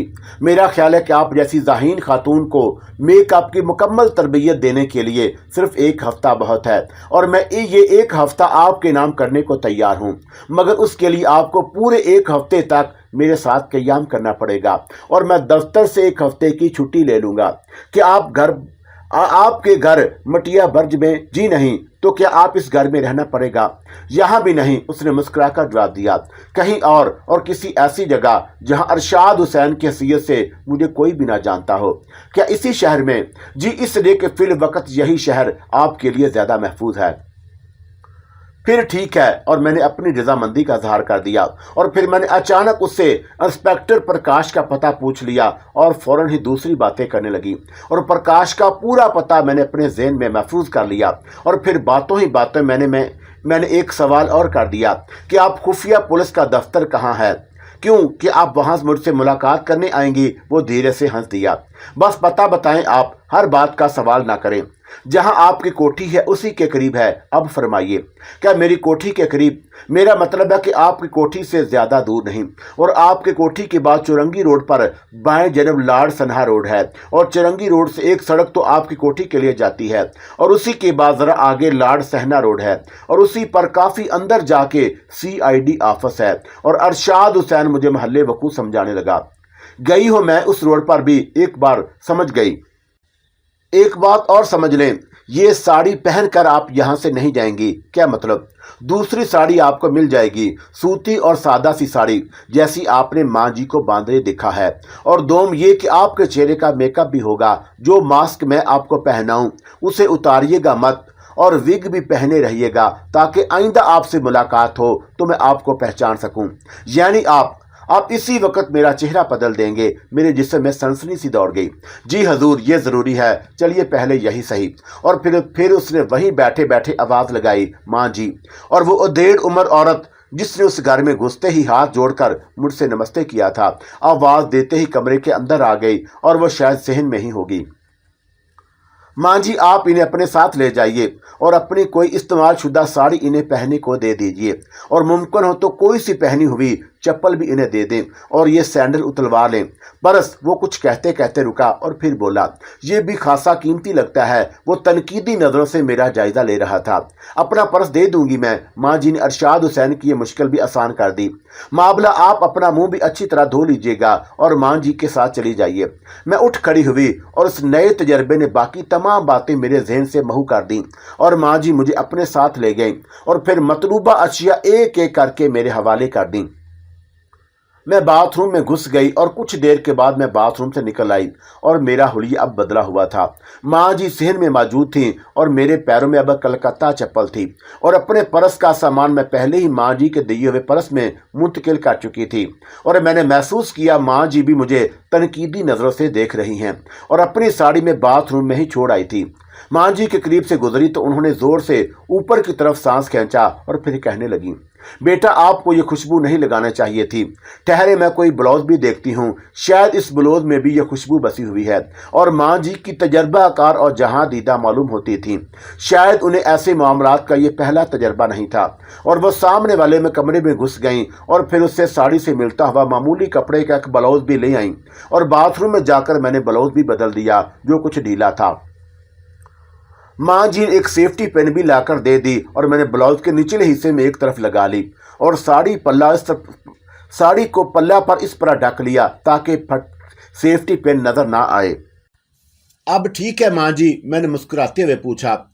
ठीक है बेटा, भगवान आपकी रक्षा करे। उन्होंने मुझे दुआ दी और मैं उनका शुक्रिया अदा के उस कमरे में पहुंची जहां अरशाद हुसैन को छोड़कर गई थी और अंदर कदम रखते ही मेरे जहन को जबरदस्त झटका लगा। अरशाद हुसैन गायब था और उसकी जगह कोई धोती बंद शख्स बैठा था और मुझे वो शख्स माँ जी का शोहर मालूम हुआ। मैं पलटने ही वाली थी कि वो शख्स अपनी मनखड़ी सी आवाज में बोल उठा, आइए श्रीमती जी पधारिए। और उसने मुझे बैठने को कहा था, मगर वो अरशाद हुसैन साहब कहाँ गए? उन्हें पुलिस पकड़ कर ले गई श्रीमती जी, और अब आपकी बारी है। कौन हो तुम? मेरे तेवर बदल गए।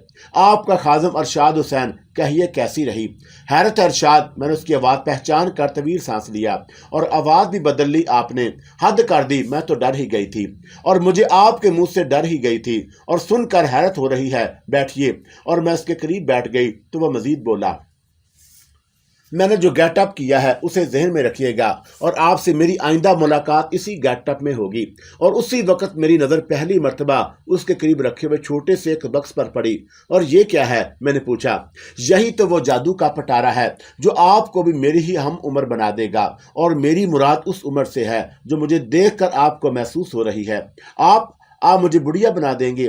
बुढ़िया नहीं, उधेड़ उम्र। और आपका नाम? रानी ठीक रहेगा। मैं जल्दी से बोल उठी, चलिए आपका नाम यही रख देते हैं, श्रीमती रानी देवी। और ये आपने मेरे साथ देवी क्यों लगा दिया? और मैं अपने माजी की परछाई महसूस करके चौंकी। देवी पर क्या इतराज है आपको? देवी सिर्फ देवता की तानीस नहीं और उसके और बहुत से मतलब हैं। आप ये ना समझे माबला जी कि खुदा ना ख्वास्ता मैं आपको सचमुच हिंदू बनाए दे रहा हूँ, और ये तो एक वक्ती ज़रूरत है। और देवी का एक मतलब रानी भी है। कन्या और कंवारी को भी देवी कहते हैं, और उसी तरह कन्या दो शीदा और दुल्हन दोनों के लिए इस्तेमाल होता है। दुर्गा, कालका, भवानी, ये सब एक ही देवी के नाम है। और दुर्गा पूजा के बारे में शायद आपने सुना भी हो, और यही दुर्गा यहाँ बंगाल में काली माई कहलाती है। श्रीमती रानी जी, सेवक को राम प्रसाद अग्रवाल कहते हैं। और वो शोखी से बोला, और आप इस सेवक की धर्म पत्नी हैं। अरे, ये आप हंसी ही हंसी में मुझे अपनी बीवी क्यों बनाए रहे हैं? और मैं हंस पड़ी। उसका कारण रानी देवी के राम प्रसाद अग्रवाल अपनी पत्नी के साथ एक ही हफ्ते कहीं निवास करेंगे, और ये निवास कब अपीलाशी है। तुरंत केवल इजाजत चाहिए। अच्छा अरशाद, اب آپ میک اپ کر دیں جلدی سے. ہاں یہ بتائیے کہ پرسوں آپ سے کب اور کہاں ملاقات ہوگی؟ تو اس کا مطلب ہے کہ میں پرسوں سے 1 ہفتے کی چھٹی لے لوں. ظاہر ہے کہ آج تو آپ دفتر سے آ ہی چکے ہیں اور کل ہی چھٹی لے سکتے ہیں. اور میں نے بات بنائی اور اس عرصے میں اصل بات گول کر گئی. ہاں یہ تو آپ ٹھیک کہہ رہی ہیں. اور وہ کچھ سوچتے ہوئے کہنے لگا، ایسا کرے پھر کہ کل پرسوں دوپہر 2 اور 3 بجے کے دوران ہاوڑہ ریلوے اسٹیشن پہنچ جائیے. میں آپ کو اسی لباس اور حلیے میں مین گیٹ کے باہر بستر بند اور ایک بکس لیے ملوں گا، اور آپ کو میرے قریب آ کر یہ ظاہر کرنا ہے جیسے وقتی طور پر بھیڑ بھاڑ میں آپ مجھ سے بچھڑ گئی تھی. اور پھر ہم میاں بیوی کی حیثیت سے امرتلا اسٹریٹ کے ایک دھرم شالہ میں ٹھہریں گے. اور اول تو آپ کو وہاں کچھ کہنے کی ضرورت پیش نہیں آئے گی. اور پھر بھی عرض کیے دیتا ہوں کہ رام پرساد اگروال، اس کی بیوی رانی دیوی دہلی کے رہنے والے ہیں، اور رام پرساد اگروال ذات کا بنیا ہے اور اکثر کلکتے آتا رہتا ہے کاروباری سلسلے میں، اور دھرم شالہ والے سے جانتے پہچانتے ہیں. رام پرساد اگروال پہلی بار اپنی بیوی کو بھی کلکتہ شہر گھمانے لایا ہے، اور دہلی میں یہ دونوں میاں بیوی پہاڑی دھیرج کے لوگ علاقے میں رہتے ہیں، اور پہاڑی دھیرج کے علاقے میں اوسط درجے کے ہندو رہتے ہیں. یہاں جاٹ برادری کے لوگ زیادہ ہیں، اور باڑہ ہندوؤں کی طرف جاتے ہوئے پہاڑی دھیرج کا علاقہ راستے میں پڑتا ہے. اور ہاں یہ دونوں میاں بیوی بے اولاد ہیں. بتائیے ان ساری باتوں کو آپ یاد رہیں گی؟ اور یہ کہہ کر ارشاد حسین سوالیہ نظروں سے میری طرف دیکھنے لگا. میں اس کی ایک ایک بات پوری توجہ سے سن رہی تھی اور ذہن پر نقشی کرتی گئی، اور سو فوراً یہ سبق سنانا شروع کر دیا. اور رام پرساد اگروال، اس کی بیوی رانی دیوی دہلی کے رہنے والے ہیں، اور رام پرساد اگروال ذات کا بنیا. کمال ہے، آپ تو مابلا جی لفظ بلفظ وہی سب کچھ بیان کر رہی ہیں. معاف کیجیے گا، بلکہ شمع کیجیے گا شریمان رام پرساد اگروال جی، میرا شبھ نام رانی دیوی ہے، تو پھر آپ کو رانی دیوی بنا ہی دیا جائے. اور یہ کہہ کر اس نے اپنے پہلو میں رکھا ہوا بکس کھول لیا، اور ارشاد حسین کو میرا میک اپ کرنے میں آدھے گھنٹے سے زیادہ نہیں لگا. اور پھر اس نے ایک آئینہ میرے ہاتھ میں دے دیا، اور بے ساختہ میرے منہ سے ارے نکل گیا، اور میں خود اپنا ہی چہرہ دیکھ کر ششدر رہ گئی. وگ بھی کمال کی تھی، اور اس میں اکا دکا بال سفید بھی نظر آئے. اب اگر آپ کے لیے ممکن ہو تو ایسی ہی سادہ ساڑیاں کہیں سے خرید لیجیے گا، اور آپ بھی اپنے ساتھ کوئی سوٹ کیس یا بکس وغیرہ لا سکتی ہیں جس میں کپڑے اور دوسری ضروری سامان رکھ لیں.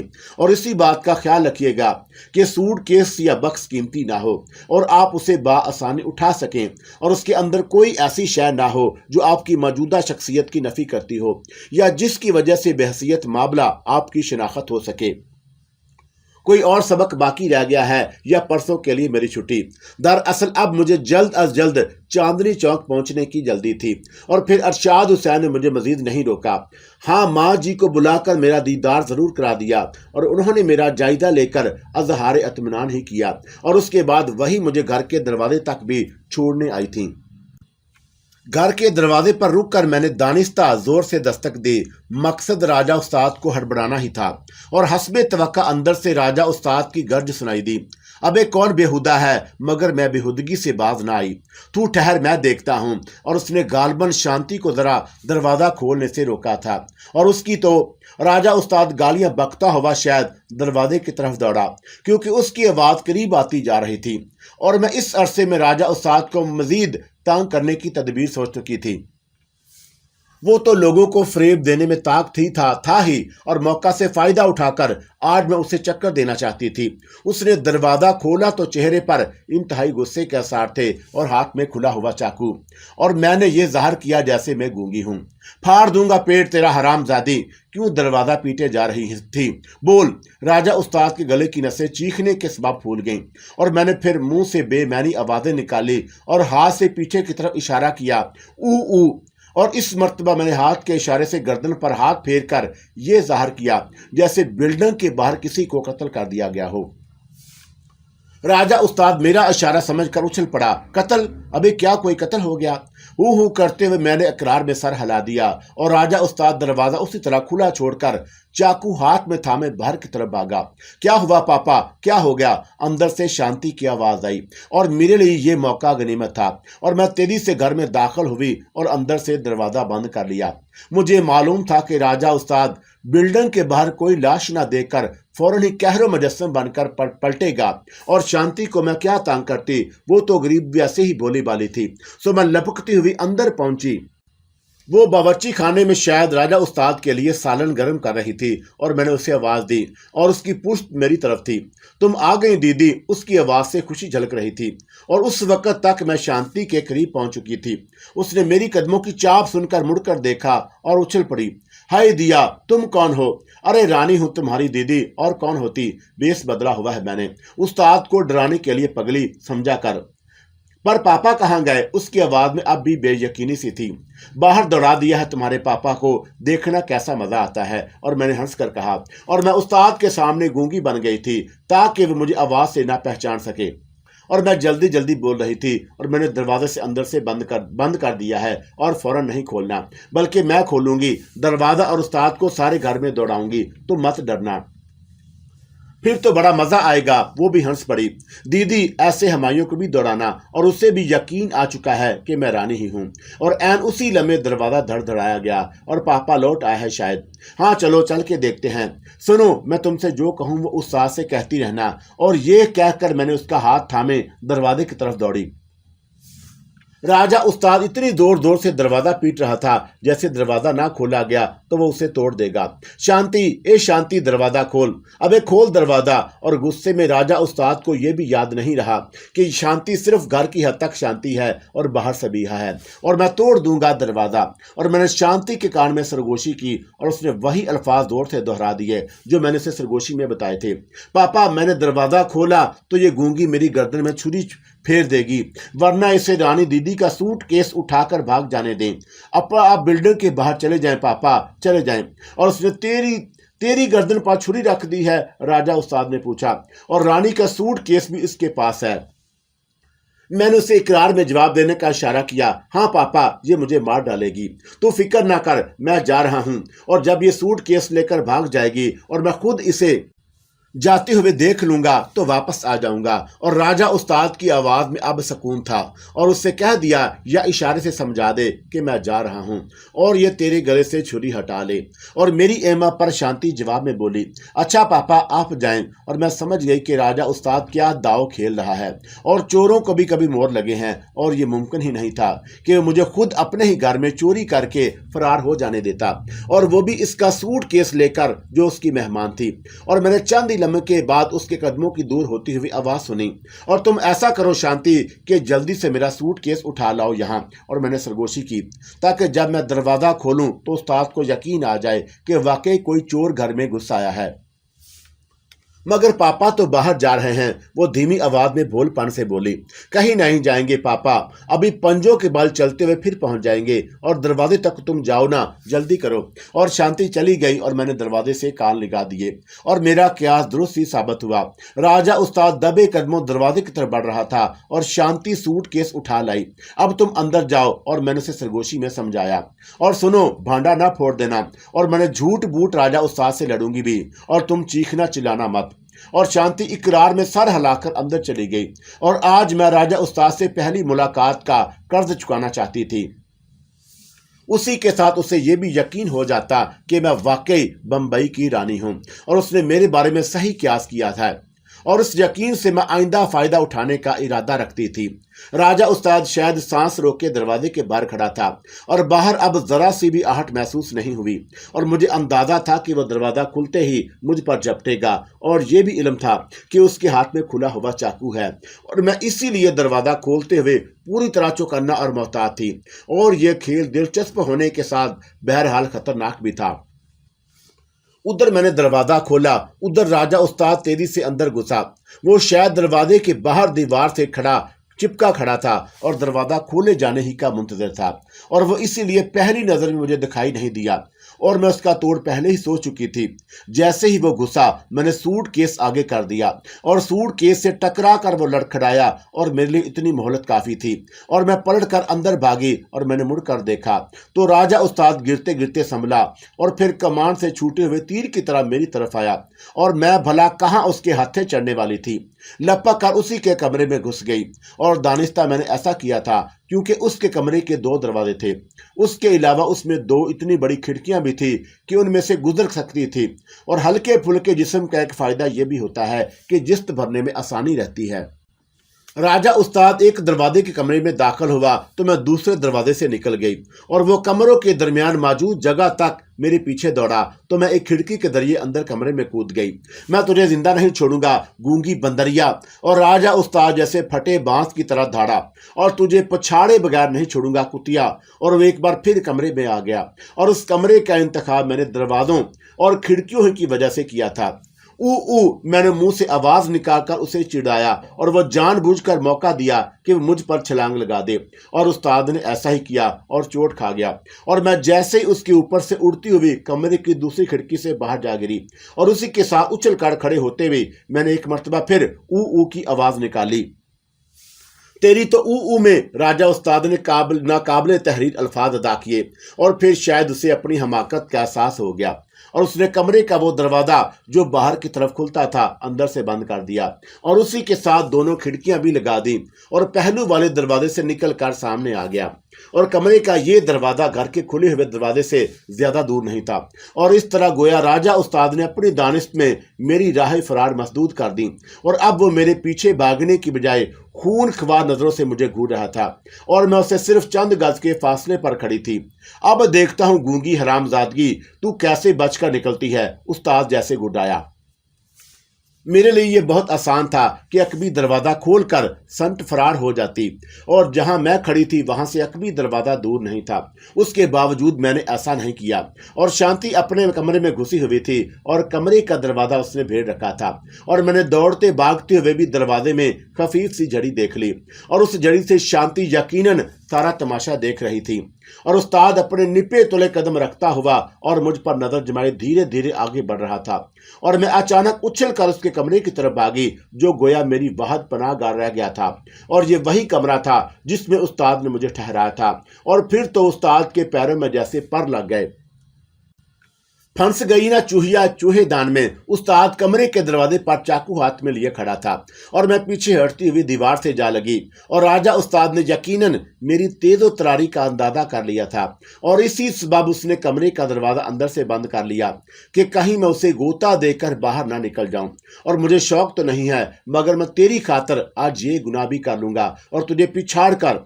उसने जुमला अधूरा छोड़कर दांत पीसते हुए चाकू वाले हाथ को घटिया अंदाज में हरकत दी और उसके बाद तुझे इसी चाकू से ज़िबा कर दूंगा।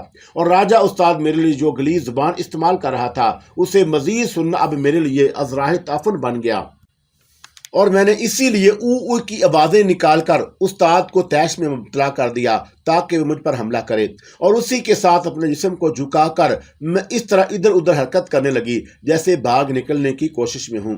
और तवक्का के मुताबिक उस्ताद सनक गया और वो भी मेरी ही तरह जरा सा झुका और दोनों हाथ इधर उधर फैलाए और तेजी से मुझ पर झपटा और मैं एकदम सीधी होकर उछली और चाकू वाले हाथ के पंजे पर भरपूर ठोकर पड़ी। नीम दायरे की सूरत में मेरी टांग उसकी इस तरह घूमी कि चाकू नीचे गिरने की बजाय उस्ताद के हाथ से छूटकर ऊपर जाए और उस्ताद के मुंह से हल्की सी चीख निकल गई और मैंने चाकू को फिजा में ही लपक लिया। अब मैं उस्ताद के सामने चाकू थामने खड़ी थी और वह मुझे आंखें फाड़े इस तरह देख रहा था जैसे उसे अपनी बसारत पर यकीन ना हो। खेल खत्म हो चुका था इसलिए मैं एक कदम पीछे हटी और चाकू बंद करके राजा उस्ताद के कदमों में फेंक दिया।